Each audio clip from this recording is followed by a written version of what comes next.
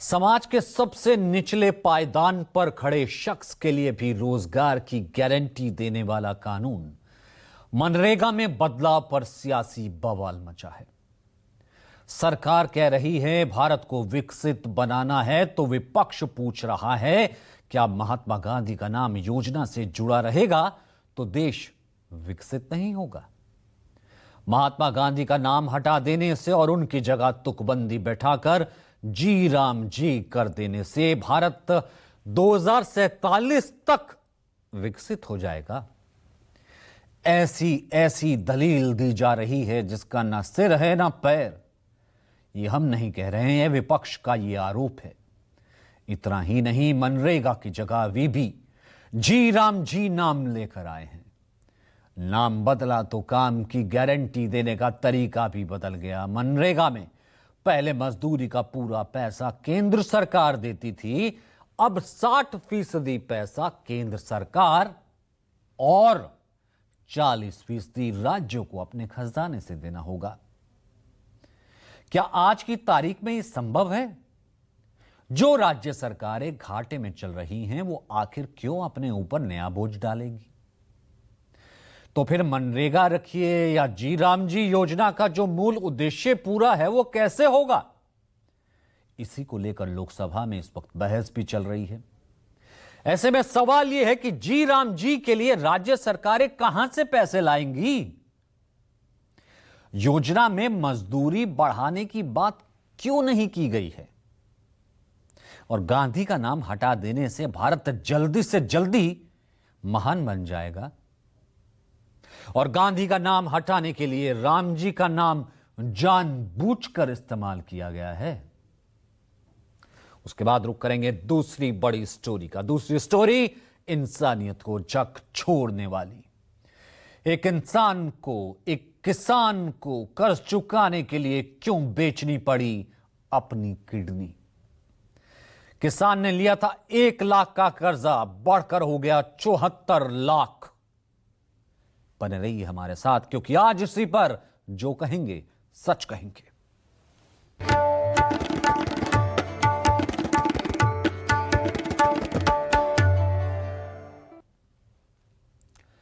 शुरुआत मनरेगा से करते हैं। मनरेगा यानी महात्मा गांधी राष्ट्रीय ग्रामीण रोजगार गारंटी कानून, जिसे खत्म कर अब मोदी सरकार वीबी जी राम जी यानी विकसित भारत गारंटी फॉर रोजगार एंड आजीविका मिशन ग्रामीण बिल लेकर आई है। लोकसभा में पेश करने के बाद इस बिल पर पिछले 2 दिनों से चर्चा चल रही थी। सरकार इसे विकसित भारत 2047 का विजन बताकर प्रचारित कर रही है, लेकिन इस बिल में कई ऐसी खामियां हैं जो इस पर गंभीर सवाल खड़े कर रही हैं। विपक्ष शुरू से ही इस बिल के खिलाफ हल्ला बोल रहा है। इस बिल को लेकर पहले आपत्ति तो सभी को यही है कि राष्ट्रपिता महात्मा गांधी के नाम से चली आ रही मनरेगा को खत्म कर दिया गया है। दूसरा यह कि नए बिल में कुछ ऐसे प्रावधान तय किए गए हैं जिससे इसके मूल उद्देश्य को ही कमजोर कर दिया गया है। आपको एक रिपोर्ट के जरिए पॉइंट टू पॉइंट पहले समझाते हैं। विकसित भारत जी राम जी। केंद्रीय ग्रामीण विकास मंत्री शिवराज सिंह चौहान की ओर से मंगलवार को लोकसभा में पेश वीबी जी राम जी बिल के पेज नंबर 4 और चैप्टर 2 के सेक्शन 3 में केंद्र और राज्य सरकार की साझेदारी का जिक्र है, जिसके सब सेक्शन 2 में कहा गया है सब सेक्शन 1 के तहत बनाई गई स्कीम को एक केंद्र प्रायोजित स्कीम के तौर पर लागू किया जाएगा, जिसके तहत फाइनेंशियल जिम्मेदारी केंद्र सरकार और राज्य सरकार के बीच इस एक्ट की धारा 22 के सब सेक्शन 2 के लिए फंड शेयरिंग पैटर्न के मुताबिक बांटी जाएगी, जिसमें उत्तर पूर्वी राज्यों और हिमालय राज्यों के संबंध में केंद्र सरकार का बढ़ा हुआ हिस्सा शामिल है। राज्य सरकार की जिम्मेदारी होगी कि वो अपने तय हिस्से से ज्यादा होने वाले किसी भी खर्च को उठाए। यही नहीं, इसके आगे इसी पन्ने पर विकसित भारत 2047 के विजन के साथ केंद्र राज्य के बीच तालमेल बिठाकर प्लानिंग और फ्रेमवर्क का जिक्र किया गया है। जिसके सेक्शन 4 के सब सेक्शन 5 में लिखा गया है कि केंद्र सरकार द्वारा तय किए गए ऑब्जेक्टिव पैरामीटर के आधार पर केंद्र सरकार हर फाइनेंशियल ईयर के लिए राज्यवार नॉमिनेट आवंटन तय करेगी। इसके आगे सब सेक्शन 6 में लिखा गया है कि किसी राज्य द्वारा अपने नॉर्मेटिव आवंटन से ज्यादा किया गया कोई भी खर्च राज्य सरकार द्वारा ऐसे तरीके से और ऐसी प्रक्रिया से वहन किया जाएगा जैसा कि केंद्र सरकार द्वारा निर्धारित किया जा सकता है। साफ है, ऐसा प्रावधान है जिसमें केंद्र का नियंत्रण तो बढ़ाया गया है लेकिन जिम्मेदारी घटा दी गई है। इसे ऐसे समझिए, पहले मनरेगा योजना के तहत मजदूरों को देने वाली मजदूरी का सारा खर्च केंद्र सरकार वहन करती थी, लेकिन कुछ राज्यों को छोड़कर अब इसे 60-40 60-40 के रेशियो में बांट दिया गया है। यानी योजना पर 60% खर्च केंद्र और 40% खर्च राज्य को करना होगा। जाहिर है राज्यों पर इससे 40% का अतिरिक्त वित्तीय बोझ बढ़ेगा। अब इससे होगा क्या, ये भी समझ लीजिए।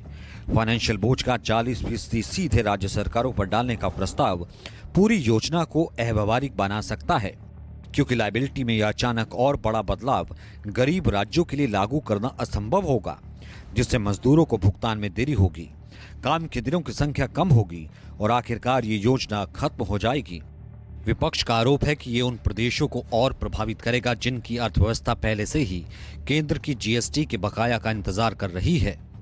यही नहीं, ये फिस्कल फेडरलिज्म का भी साफ उल्लंघन है। वो हमारे संविधान के विपरीत है सर, ये हमारे इसी सदन ने ये कानून बनाया और इसी सदन ने ये अधिकार जनता को दिया है, इसको घटाया गया है। ओके सर, इससे प्रदेशों की अर्थव्यवस्था पर बहुत भार होगी और खास तौर से ये वे प्रदेश जिनकी अर्थव्यवस्था पहले से ही केंद्र की ओर से जीएसटी के बकाये के इंतजार में है। ओके माननीय सदस्य,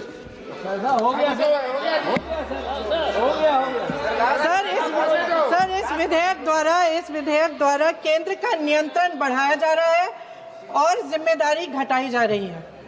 125 करने की बात की है, लेकिन इसमें वेतन की बढ़ोतरी, आपकी जो मजदूरी की बढ़ोतरी है, इसकी कोई बात नहीं है।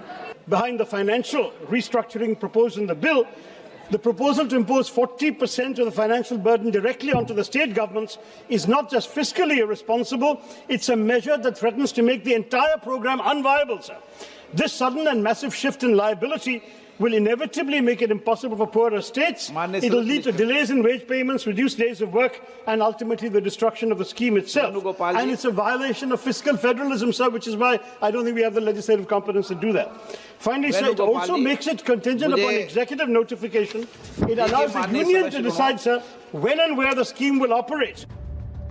इतना ही नहीं, इस बिल में ग्रामीण परिवारों को इस योजना के तहत मिलने वाली मजदूरी का भी जिक्र है, जिसके सेक्शन में लिखा है, राज्य सरकार राज्य के ऐसे ग्रामीण क्षेत्र में जिसे केंद्र सरकार द्वारा अधिसूचित किया जाए, हर उस परिवार को जिसके वयस्क सदस्य और कुशल शारीरिक काम करने के लिए स्वेच्छा से तैयार हों, इस अधिनियम के तहत बनाई गई योजना के अनुसार एक वित्तीय वर्ष में कम से कम 125 दिनों का गारंटी शुदा रोजगार प्रदान करेगी। स्कीम के तहत जिसे भी काम दिया गया है उसे हर दिन के काम के लिए तय मजदूरी दर मजदूरी पाने का हक होगा। इस एक्ट के लिए प्रावधानों को छोड़कर रोजाना की मजदूरी का भुगतान हर हफ्ते किया जाएगा या किसी भी हालत में काम पूरा होने की तारीख के 2 हफ्ते से ज्यादा देरी से नहीं किया जाएगा। इतना सब कुछ लिख दिया गया है, लेकिन इसमें यह भी जिक्र नहीं है कि मनरेगा मजदूरों की आय बढ़ाने के लिए मिनिमम दिहाड़ी क्या होगी। ये भी ग्रामीण रोजगार के नाम पर चलने वाली योजना पर बड़ा सवाल खड़ा करता है, जबकि मनरेगा कानून में इसकी दरें तय थी, जो कि संबंधित राज्य के न्यूनतम मजदूरी अधिनियम के तहत निर्धारित किया जाता था। अब जाहिर है, ऐसे में सरकार की मंशा पर सवाल तो उठेंगे ही, और वजह सिर्फ इतनी नहीं है। आपको कुछ और पॉइंट्स पर विरोध का कारण बताते हैं। पहले मनरेगा के तहत मजदूरों को देने वाली मजदूरी की रकम राज्य केंद्र से डिमांड करता था, लेकिन अब नए नियम के तहत यह सशर्त है, कंडीशनल, और सारा नियंत्रण केंद्र के पास है। इसके अलावा पहले मजदूरों को रोजगार ग्राम सभा और पंचायत के द्वारा तय की जाती थी, लेकिन अब यह रोजगार केंद्रीय डिजिटल कंट्रोल के जरिए मिलेगा। पहले क्या होता था कि साल भर मजदूर काम कर सकते थे। अब नए बिल के मुताबिक खेती के पीक टाइम यानी बुआई और कटाई के दौरान साल में 60 दिन काम नहीं दिया जाएगा। यह और भी हैरान करने वाला है, क्योंकि काम तो वैसे भी सरकार पहले भी मजदूरों को 60 दिन का गारंटी कहती थी, लेकिन 60 दिन का दे ही नहीं पाती थी। अब ऊपर से साल के 60 दिन एक और तय कर दिए कि इतने दिन मजदूरों को काम ही नहीं मिलेगा। 60 ये और माइनस कर दीजिए, यानी इतने दिन वे मजदूर किसी और काम पर निर्भर रहने को मजबूर रहेंगे। एक आंकड़ा आपको बताते शेयर करते हैं। केंद्र के ग्रामीण विकास मंत्रालय के मुताबिक वित्तीय वर्ष 2020-21 की बात करें तो आंकड़े कहते हैं कि 51.54 दिन ही मनरेगा में प्रति परिवार को रोजगार दिया जा सका, लगभग 52 दिन। 21-22 में जो औसत दिन थे, जो एवरेज आया, वो लगभग 50 दिन के करीब। 22-23 पे 47.84, 23-24 में 57.14 और 24-25 में 50.24 रह गया। यानी एक परिवार को साल में औसत इतने दिन ही मनरेगा के तहत काम मिला। अब इतने दिन काम मिला तो उसकी मजदूरी इतनी मिली, जबकि गारंटी कम से कम 100 दिन की है। ऐसे में यह बताता है कि इस योजना के प्रति सरकार की असल मंशा है क्या। लिबटेक की एक रिपोर्ट में दावा किया गया है कि साल 2024-25 के वित्तीय वर्ष में अप्रैल से सितंबर के बीच मनरेगा के 44.8 लाख से अधिक मजदूरों का नाम योजना से हटा दिया गया।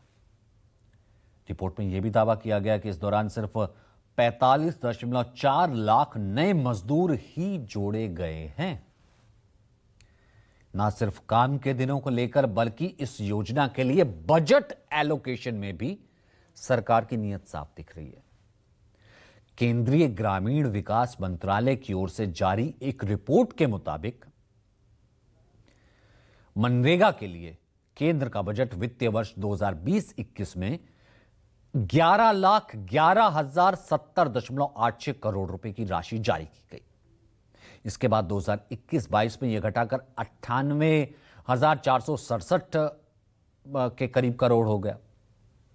उसके बाद ये 90,810 करोड़, 2023-24 में 79,268.30 करोड़ और 2024-25 में यह घटकर 85,838.76 करोड़ हो गया। यानी पिछले 5 सालों में केंद्र सरकार ने मनरेगा के नाम पर जो राशि जारी की है वो बताती है कि इस मद में लगातार कटौती की गई है, कम किया गया है। तो ये इसका एक सच आपको दिखाना जरूरी था। अब रुक करते हैं शो के दूसरे सेगमेंट का। दूसरा सेगमेंट हम आपको एक ऐसी खबर का विश्लेषण दिखाने वाले हैं इस सेगमेंट में जिस खबर को देख करके सरकार और समाज दोनों के मुंह पर करारा तमाचा है। यह खबर, जो किसान अपने खून पसीने की मेहनत से हमारा और आपका पेट भरता है, अगर उसे कर्ज चुकाने के लिए अपनी किडनी बेचनी पड़े तो इससे बड़ी शर्म की बात और क्या होगी। जिस महाराष्ट्र में आए दिन किसानों की आत्महत्या की खबरें आती रहती हैं, उसी महाराष्ट्र में यह दिल दहला देने वाली खबर आई है। एक किसान को कर्ज चुकाने के लिए अपनी किडनी बेचनी पड़ी। राज्य के चंद्रपुर जिले के इस किसान को पहले तो सूदखोर महाजनों से अपने कर्ज के मकड़ जाल में उसे फंसाया गया और फिर उसके घर की हर वो चीज बिकवा दी गई जो उस किसान के जीने का साधन थी। और जानते हैं किसान ने कर्ज कितना लिया था? सुनिए, किसान ने कर्ज लिया था 1 लाख और उसका ब्याज कितना हुआ? 74 लाख। सही सुना आपने, 1 लाख का कर्ज बढ़ करके हो गया 74 लाख। दुनिया के किसी भी बैंक को ब्याज का यह गणित समझ नहीं आएगा, लेकिन इसी गणित ने एक किसान की जिंदगी बर्बाद कर दी, खराब कर दी। इस किसान के जिस्म पर यह निशान किसी बीमारी के इलाज का नहीं है, ना ही इसका कोई एक्सीडेंट हुआ है, बल्कि ये निशान उस कर्ज का है जो इसने सूदखोर महाजनों से लिया था। महाराष्ट्र के चंद्रपुर के इस किसान को उस दिन का मलाल है जिस दिन इसने गाय पालने के लिए कर्ज लेने की बात सोची थी। किसानी से पहले से कमर टूट चुकी थी, रही सही कसर कर्ज के मकड़ जाल ने निकाल दी। महाजन के दबाव में आखिरकार किसान रोशन सदाशिव कुले को अपनी किडनी बेचनी पड़ी। त्याच्यानंतर त्याचे पैसे परत करण्याची यांची टोळी आहे। आपापले पैसे काढण्यासाठी बरोबर ते दुसरं एका टीममध्ये बसल्यानंतर ते एकमेकाकडे पाठवले जाते आणि माझ्या नावाने ते पैसे घेतले जातात। यांच्याकडे कोरे स्टॅम्प, चेक आणि काही मी चौकशीनंतर ते स्पष्ट करणार आहे सर्व गोष्टी। त्याच्यानंतर मी शेती विकली, ट्रॅक्टर विकली, 2 टू व्हीलर विकले, रिश्तेदाराकडले पैसे पण मागितले आहेत, सोना पण विकला आहे। सोना रिश्तेदाराकडून मस्को ज्वेलरमध्ये सोना पण विकला आहे, गहाण पण आहे, पुण्याला गहाण आहे।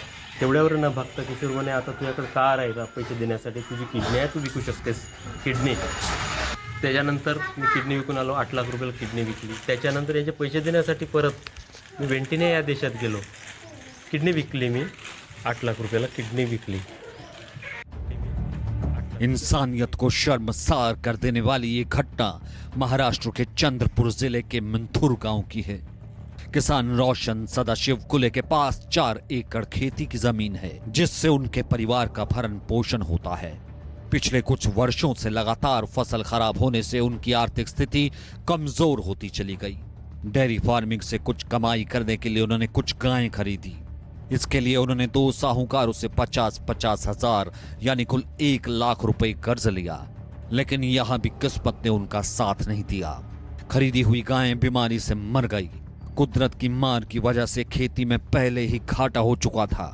कर्ज का जाल भी गहराता चला गया। साहूकार उनके घर आकर हर दिन धमकी देने लगा।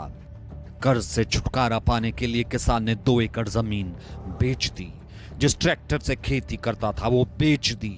2 पहिया वाहन बेचे, घर का सामान बेचा, घर में रखे जेवर भी बेच दिए, रिश्तेदारों से पैसे मांगे, लेकिन कर्ज नहीं उतरा। हद तो तब हो गई जब उन्हीं साहूकारों ने किसान को कर्ज के जाल में और बुरी तरह फंसाने के लिए अपने ही ग्रुप के एक और साहूकार के पास कर्ज लेने के लिए भेज दिया, जिसने उनसे 20 दिन के 40% ब्याज लेने का फरमान सुना दिया। माझं नाव रोशन शिवदास कुळे, मुक्काम तालुका जिल्हा चंद्रपूर। माझं दुधाचा व्यवसाय होता। 2017 पासून मी दुधाचा व्यवसाय करत होतो।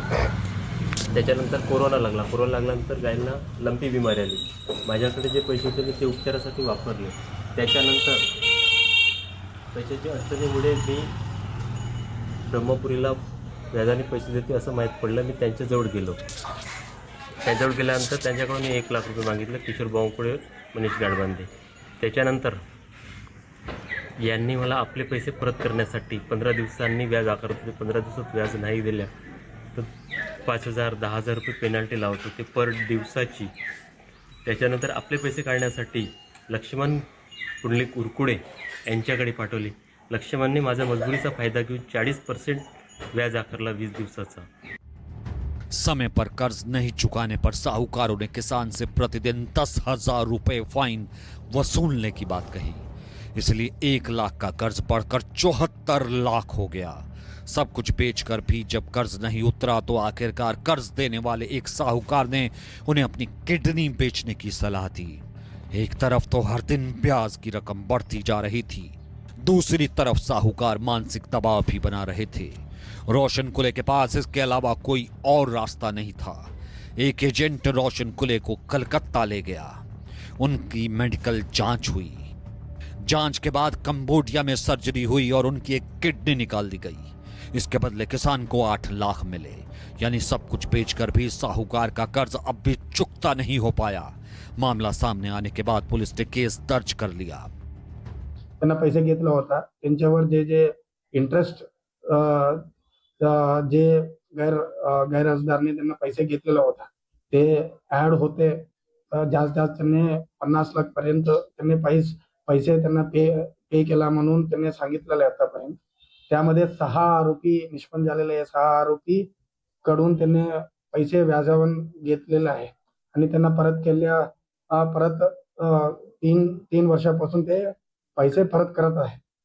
तरी पण आता समोर आला की ते मागच्या वर्षी ऑक्टोबर महिन्यामध्ये त्यांनी ते असं बोलताय की ते किडनी विकलेला आहे. तो त्या अनुषंगाने आतापर्यंत चौकशी पूर्ण झालेल्या नाहीये. तरी पण ते ट्रान्झॅक्शन बघितलं असेल तर काही आरोपीच्या अकाउंटवर त्यांना अकाउंटला पैसे पाठवलेला आहे आणि पैसे पण घेतलेला आहे. ते कंटिन्युअस ट्रान्झॅक्शन दिसत आहे. काही तो प्रथमदर्शनी दिसून येत आहे की त्याचे हे सावकारीचा इश्यू म्हणून आम्ही आता फायनल करून आता FIR दाखल केलेला आहे आणि 4 लोक आता ताब्यात मध्ये आहे. चंद्रपुर पुलिस के अनुसार इस मामले में सभी 6 साहूकारों पर मामला दर्ज किया गया है। आरोपियों में किशोर बावनकुले, मनीष घाटबंधे, लक्ष्मण उरकुंडे, प्रदीप बावनकुले, संजय बल्लारपुरे और सत्यवान मोरकर शामिल हैं। सभी के खिलाफ सेक्शन 29, 31 और 32 के तहत केस दर्ज किया गया है। ये सभी सेक्शन गैर कानूनी तरीके से पैसा उधार देने से जुड़े हैं। पुलिस ने मामले की जांच तेजी से शुरू कर दी है। पुलिस को किसान की मेडिकल रिपोर्ट का इंतजार है, जिसके बाद आगे की जांच की दिशा तय होगी।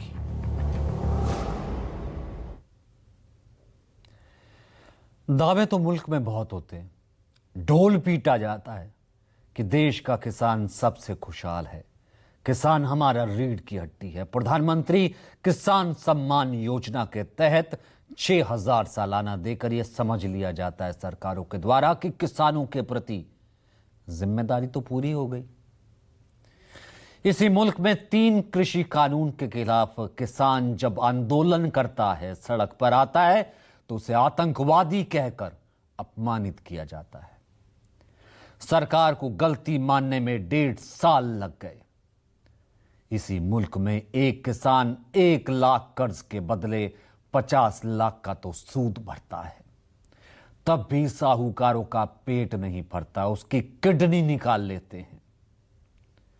प्रेमचंद ने गोदान आज से 90 साल पहले लिखी थी। फिल्म आई थी 2 बीघा जमीन, आई थी 1953 में। ना जाने कितनी सरकारें आई, कितनी गई, लेकिन आज भी किसान अगर 90 साल पहले की तरह जिंदगी जीने को मजबूर हो तो किस विकसित भारत की कल्पना की आप बात भी सोच सकते हैं। गांधी का नाम हटाकर रामजी रख लेंगे, लेकिन चंद्रपुर के इस किसान के बारे में कौन सोचेगा। सवाल यह है कि 1 लाख का कर्ज 74 लाख कैसे हो गया। ब्याज के बदले किसान से किडनी ले लोगे, किडनी बेचनी पड़ी उसे।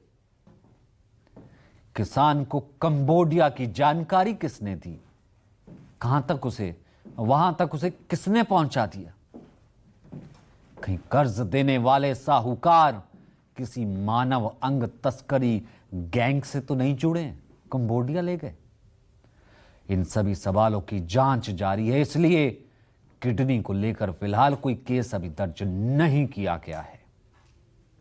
यह खबर महाराष्ट्र के किसानों की बदहाली का ताजा सबूत है कि आखिर सरकार कहां सो रही है।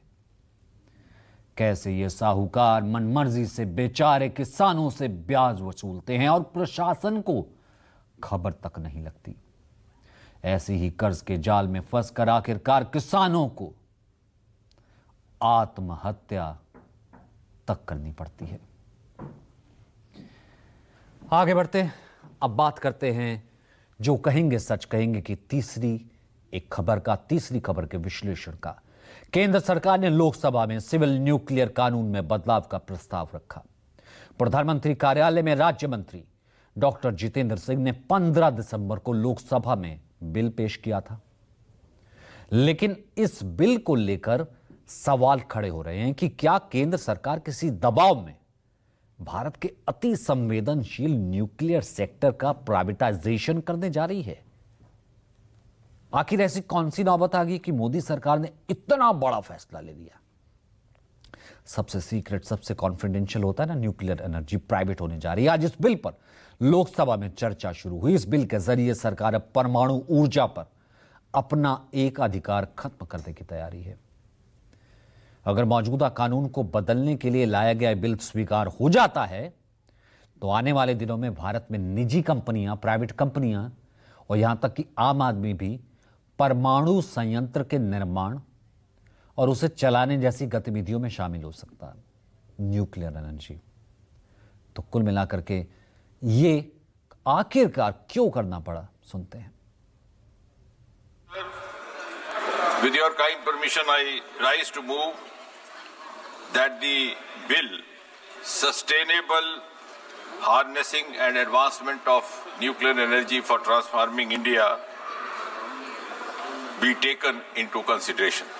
संसद के इतिहास में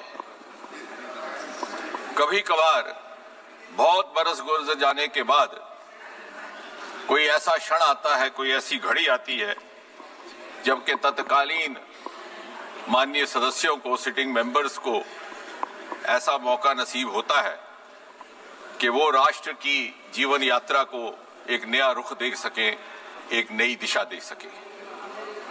और इसलिए यदि आज हमें इस क्षण की अहमियत का शायद उतना शिद्दत से एहसास नहीं हो रहा, लेकिन मुझे यकीन है आने वाली नस्लें जब इस मुल्क का इतिहास, तारीख लिखेंगी तो ये विधेयक Well, the combined opposition has walked out of the Lok Sabha primarily because the government has failed to address the two core issues in the bill. Number one, it's a very strange position for the government to take, that a supplier will not be liable for a faulty product which he may supply, which leads to a nuclear incident or a nuclear accident. Where is the pressure coming from to completely absolve the nuclear suppliers? It's inexplicable that in a matter as serious as nuclear energy, to completely give a pass to the supplier. Shanti bill के पास होने के बाद भारत के nuclear energy क्षेत्र में विदेशी players की entry हो जाएगी। यह बिल भारत के नागरिक परमाणु क्षेत्र में सरकार के दबदबे को खत्म कर देगा, पूरे तरीके से बदल देगा। मौजूदा समय में भारत में परमाणु ऊर्जा और उपकरणों के इस्तेमाल को लेकर दो कानून हैं, लेकिन SHANTI शांति बिल के पास होने के बाद दोनों कानून सरकार वापस ले लेगी। नया एक्ट ये लागू हो जाएगा। शांति बिल के कानून बनने के बाद atomic energy act 1962, nuclear damage के लिए सिविल लायबिलिटी एक्ट 2010 खत्म हो जाएगा। ये दोनों कानून खत्म हो जाएंगे। तो कुल मिलाकर के सवाल इसके साथ भी बहुत से खड़े होते हैं जिसका जवाब सरकार को देना है और इसी सच से मुखातिब करा